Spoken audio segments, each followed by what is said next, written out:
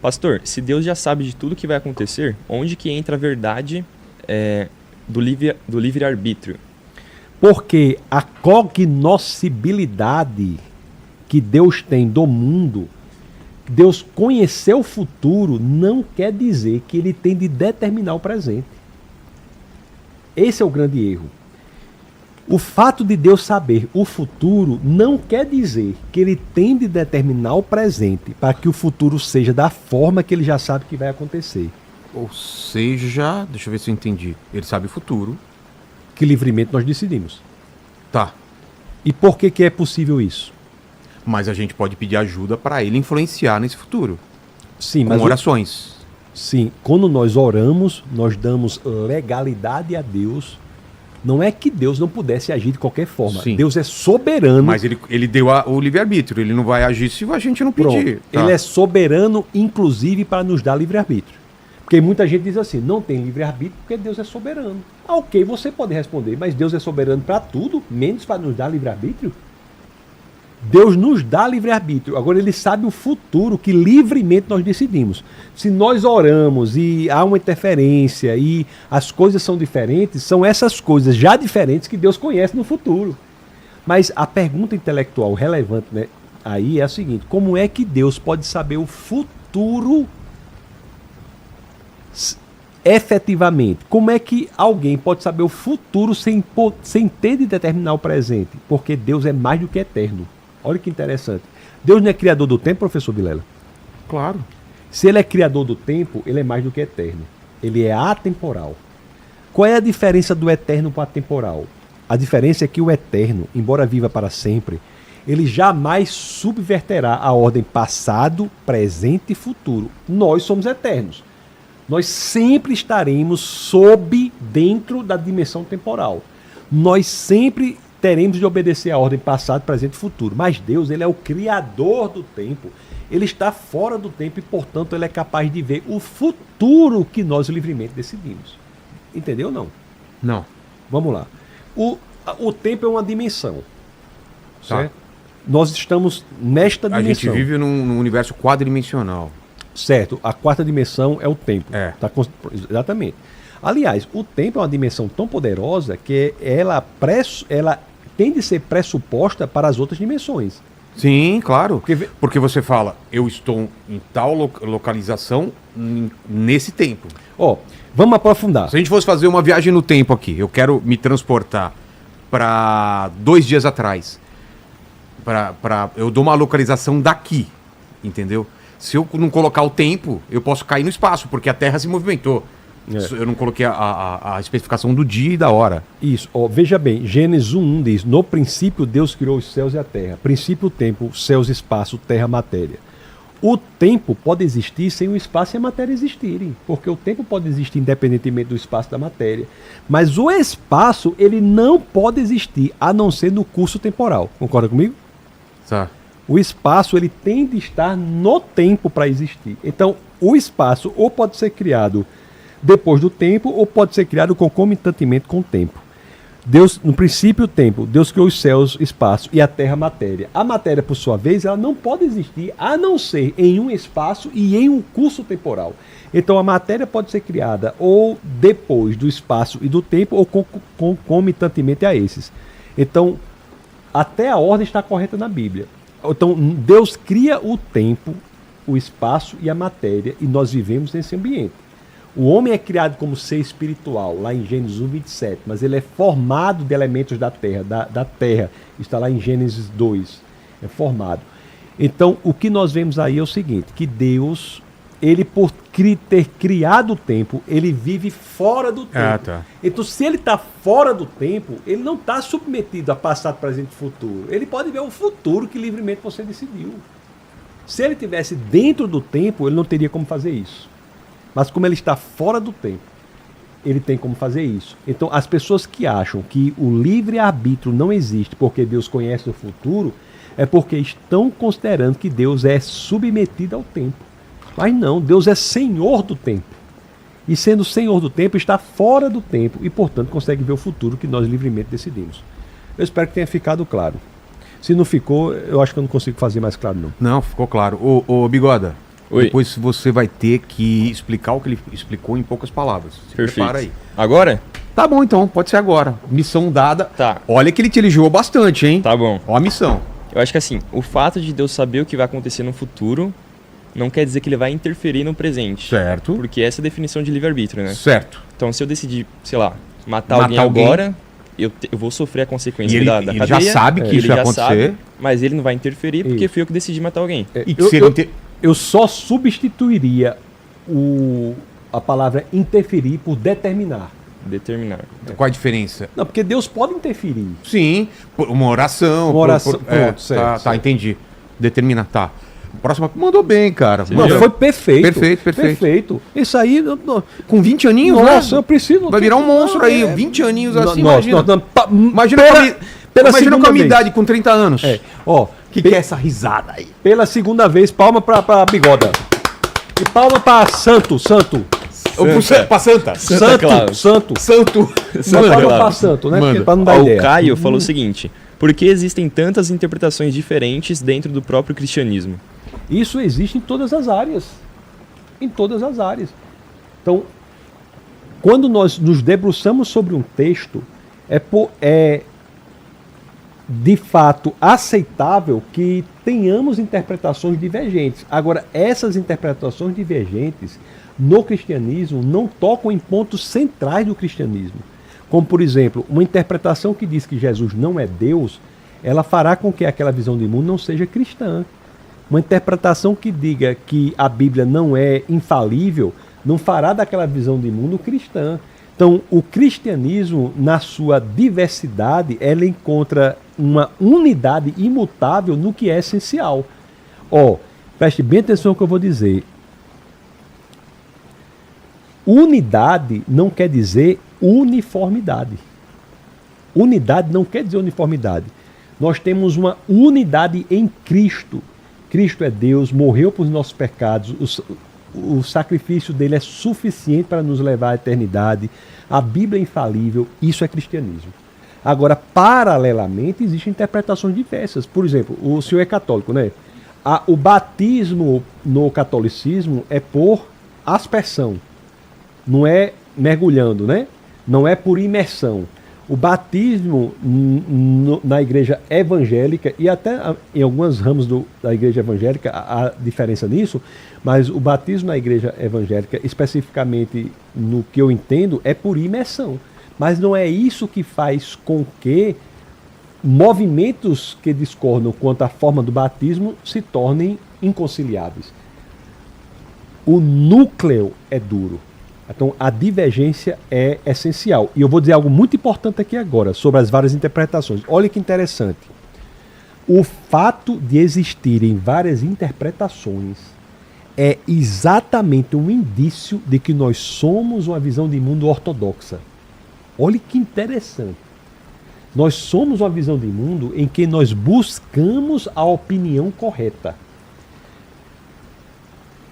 Por buscarmos a opinião correta, é por isso que nós temos a liberdade de investigar, de aprofundar, de ir no original, de discordar, de conversar, de analisar. Diferentemente de outras manifestações religiosas, em que a prática é muito mais em busca não da opinião correta, mas da prática correta. O judaísmo, por exemplo, é uma religião muito mais da ortopraxia do que eu diria da ortodoxia. O Islã é uma religião da ortopraxia. Busca qual é a prática que o comando diz. No cristianismo, você tem a busca pela prática correta, mas antes disso, você tem a busca incessante, profunda, constante pela opinião correta. E isso é o que dá prazer intelectual profundo ao cristianismo. Um dos livros que eu escrevi, eu coloquei assim, né? O cristianismo é profundo o suficiente para servir de objeto de estudo por um filósofo treinado durante toda a sua vida, mas também é simples o suficiente para ser entendido por uma criança. Tá. Perfeito. Fala, Bigoda. Ó, o Luan falou o seguinte: se um dia a tecnologia permitir prolongar a vida, tornando-a infinita, isso seria contra o plano de Deus? Virarmos imortais. A gente era imortal antes da queda, certo? E hoje também somos os que estamos em Cristo Jesus. O espírito, né? Sim, nós somos espírito. Tá. O corpo Nós habitamos num corpo. Tá. Nós somos essencialmente espírito. A essência do homem é em Gênesis 1, 27. Homem e mulher os criou à sua imagem e semelhança. Deus cria homem e mulher à sua imagem e semelhança. Olha, o verbo bará, que é o verbo em hebraico que quer dizer criar tudo a partir do nada, que é o máximo de sua criatividade, aparece no capítulo 1 de Gênesis em 3 momentos. Gênesis 1:1, 1:21 e 1:27. É interessante que Gênesis 1:1 é a criação da matéria. No princípio, Deus criou os céus e a terra. Ele cria o tempo, o espaço e a matéria. Gênesis 1:21 usa o verbo bará, de novo, que quer dizer a criação do elemento almático. E Gênesis 1:27 quer dizer a criação do espírito. Nós somos seres espirituais. E aliás, viu, professor? Preste atenção. Sermos espirituais é o que nos distingue de toda a criação. Tem gente que acha que o fato de termos sido formados dos elementos da terra é o que nos distingue de toda a criação. Não. Os animais foram criados da terra também, sabia? Muita gente pula esse verso. Isso está lá em Gênesis, deve estar em Gênesis 2, 18 ou 19. Se quiser procurar. Os animais foram criados da terra também. O que nos distingue é o fato de sermos espirituais. Então nós somos criados como seres espirituais, seres que somos, pelo que Jesus fez na cruz, capazes de vivermos a eternidade ao lado dele. Se houver um avanço de prolongamento da vida humana, que não acontecerá, porque a lei mais poderosa que existe sobre a Terra é a segunda lei termodinâmica, cujo efeito é a entropia, que é a desorganização das coisas. Então, nosso corpo sofre um efeito brutal, entrópico, de desorganização, de maneira que não há como mantermos esse corpo sem esses efeitos, e a morte do corpo é inevitável. Então, nós não viveremos para sempre. Até porque, se vivermos, nós iremos morrer. Assim, não vamos viver, mas se vivêssemos o corpo para sempre, seria destruído na destruição do universo. Esse universo virará uma grande sopa cósmica, sem vida. É por isso que a Bíblia fala de 2 criações. Viveremos em novos céus e nova terra. Você achou o negócio aí? Achou. Tá aqui na parte B do 19. Havendo, pois, o Senhor Deus formado da terra, todo animal do campo e todas as aves do céu. Então os animais também são formados da terra, não apenas o homem. O que separa o homem de toda a criação é ter a capacidade de ser imagem, por ter sido feito como espírito. Deus é espírito. O que quer dizer isso? Que nós temos a capacidade de refletir a glória de Deus para o mundo, não sendo como Deus. Isso é grande importante também, viu? Porque a proposta da serpente no jardim é essa. Não basta que você seja feito a imagem e semelhança de Deus. Você pode ser como Deus, conhecedor do bem e do mal. Nós não somos Deus, mas somos capazes de refletir a glória de Deus para o mundo. Não querendo ser como o sol, que tem luz própria, mas querendo ser como a lua, que reflete a luz do sol, que é Cristo Jesus. Bigoda, mais perguntas? Vamos lá. A Juliana perguntou o seguinte: Pastor, como ajudar uma amiga que diz que acredita em Deus, mas não precisa ir para a igreja? Não. Ela acredita em Deus, mas acha que não precisa ir para a igreja, é isso, né? É tipo assim, eu sou cristã, mas eu vivo minha vida sem precisar ir para a igreja. A resposta a isso é a seguinte: há duas situações que são extremamente importantes na formação de quem nós somos. A primeira situação é a nossa natureza. E a segunda situação é o ambiente a que nós somos expostos. Quando nós nascemos de novo, nós recebemos uma nova natureza. O nosso espírito é recriado. Agora, Deus também nos dá a oportunidade de sermos expostos a um ambiente que fará com que nós sejamos transformados passo a passo no caminho da santificação. A igreja é o novo ambiente que é dado para o crente, para que seja o crente influenciado por aquele ambiente no processo correto de ser mais e mais parecido com Cristo. A nós é dada por Deus tanto a nova natureza, como é dada por Deus a igreja, que é o ambiente em que nós iremos ser transformados. E não só iremos ser transformados, mas nós nos engajaremos no projeto de Deus para nós aqui na terra. Igreja, professor Vilela, não é definível de forma correta como Não é um uma hospital. construção. Não é um hospital. Igreja é um exército.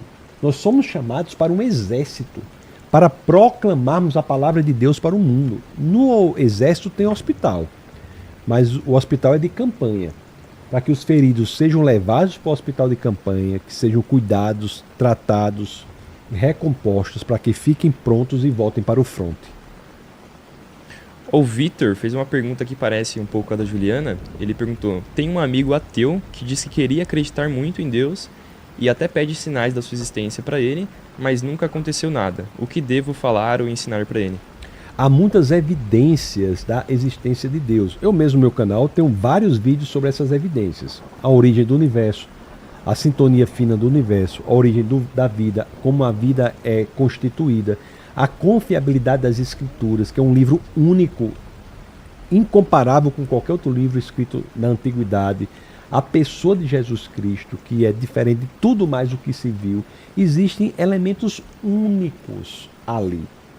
Então, se ele estiver convencido disso, ele pode fazer o segundo passo. E qual é o segundo passo? É se render. É chegar e dizer para o Senhor assim: Senhor, eu estou convencido. Agora eu quero que o Senhor venha e inunde a minha alma. Assuma o controle da minha vida. Eu creio que Deus ressuscitou Cristo entre os mortos. E eu quero entregar minha vida a você. Eu quero entregar minha vida ao Senhor. Eu quero que o poder do Espírito Santo inunde a minha existência. A partir daí ele vai ver que todas as coisas serão diferentes. Não porque as coisas mudarão, mas porque ele olhará para as coisas de maneira totalmente diferente. Porque agora eles têm uma transformação do seu espírito. É rendição. A conversão não é intelectual. É interessante. O que o intelecto faz é limpar os obstáculos que separam o homem do evangelho. Uma vez que esses obstáculos são limpos, nós, expostos ao evangelho, somos inundados pelo poder do Espírito de Deus. O Espírito de Deus passa a habitar em nós e a partir daí nós nos tornamos nova criatura. O que é que seu amigo tem que fazer? Tem de se render. Ele tem de caminhar o caminho mais importante que qualquer pessoa tem de caminhar na face da terra. Que esse caminho não é maior do que algumas dezenas de centímetros. Sabe qual é? É o caminho que separa o cérebro do coração. Tem até as 5 vias, né, de São Tomás de Aquino, que mostra 5 formas do homem encontrar Deus no mundo, assim. Isso, é interessante também, né? Tem São Tomás de Aquino, ele tem as 5 vias, né? O motor que é o primeiro, né? A causa não causada é Deus. São argumentos intelectuais profundos. São grandes pensadores, Tomás de Aquino, Santo Agostinho. Agostinho, professor Vilela, inventou um gênero literário, Que é? a autobiografia. É mesmo? Antes dele não tinha? Não, tinha. Qual é o livro antes das Confissões de Agostinho que é autobiográfico? Pô. Não é verdade? A não ser que você considere a Bíblia autobiográfica, porque é Deus inspirando e falando sobre si mesmo. É. Mas você tirando essa análise, Agostinho inventou um gênero literário, que é a autobiografia. Confissões, um livro belíssimo. Ó, o Rafael perguntou assim: por que Deus permitiria que a igreja passasse por períodos tão controversos como a Inquisição e outros abusos, se ela é guiada por ele? Olhe, nem tudo o que se faz em nome de Cristo é da vontade de Deus. Isso é muito importante que se diga. Às vezes eu debato com as pessoas dizem assim: mas pastor, a igreja foi às vezes tão perversa. Aí eu digo: amigo, veja bem, o que você tem que me dizer é: você vê alguma dessas ações na pessoa e no ministério de Jesus Cristo? A pessoa diz não.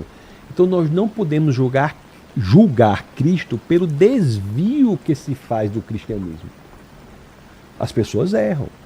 Tem situações em que as pessoas tomam posturas que parecem não ter respaldo nas escrituras.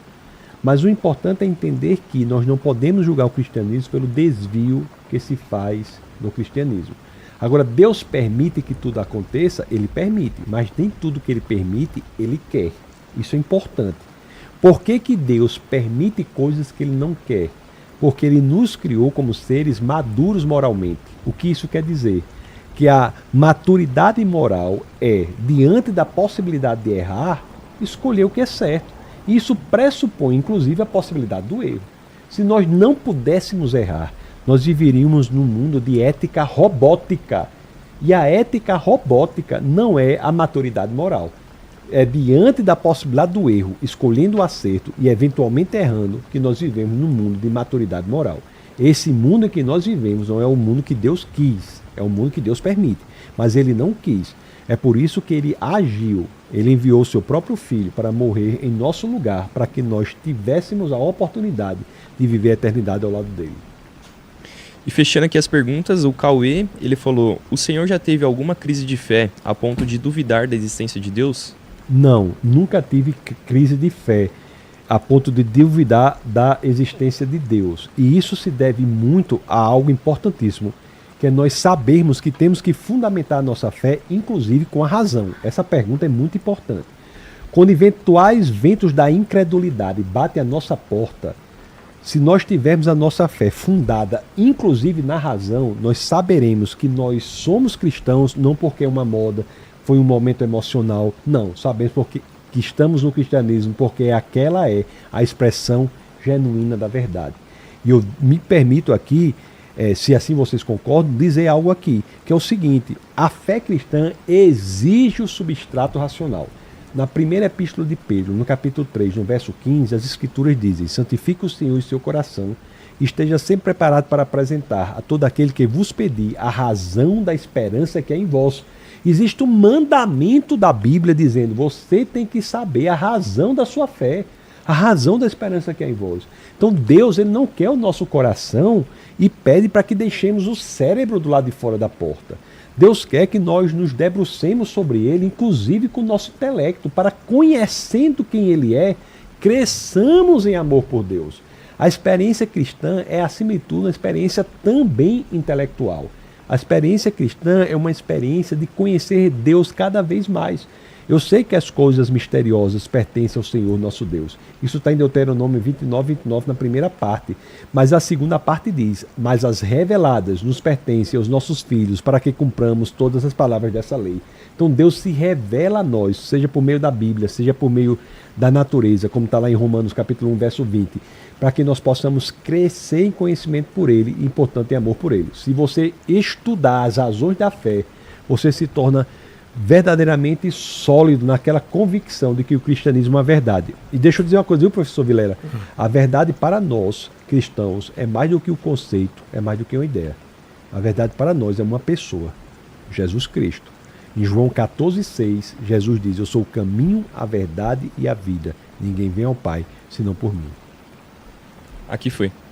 Pastor, ficou faltando alguma coisa que quer completar? Obrigado demais pelo papo.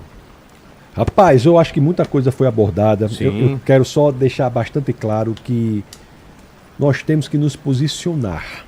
Nós, cristãos, temos de nos posicionar. Nós não podemos achar que estamos numa situação que tudo está bem. Não está bem. Nós temos que nos posicionar para que o inferno seja saqueado e o céu seja povoado. Deus conta conosco para isso. Quando nós entregamos nossa vida a Jesus, professor Vilela, era, pela lógica, para sermos imediatamente arrebatados, levados ao céu. Mas não, nós continuamos aqui até a nossa morte. Por que há esse interstício entre a entrega da vida a Jesus e morrermos para irmos ao céu? Porque Deus quer nos envolver em um projeto. E esse projeto é o projeto de proclamar a verdade no mundo que não apenas tolera a mentira. Esse mundo premia e celebra a mentira. O mundo que nós estamos hoje premia e celebra a mentira. E dizer coisas como eu disse, muitas vezes me torna susceptível de sofrer a ação do Estado para que eu não diga o óbvio. Então nós temos que ter coragem para dizer o óbvio, porque isso tem a ver com salvação de famílias, isso tem a ver com o futuro de crianças. A coragem, professor Vilela, ela é essencial. Nenhuma virtude existe fora da coragem. A coragem é qualquer virtude no ponto de decisão. A coragem é a porta por meio da qual todas as demais virtudes vão de passar. Então, se você me permite algo, que sejamos corajosos para que possamos proclamar a verdade para um mundo que celebra a mentira.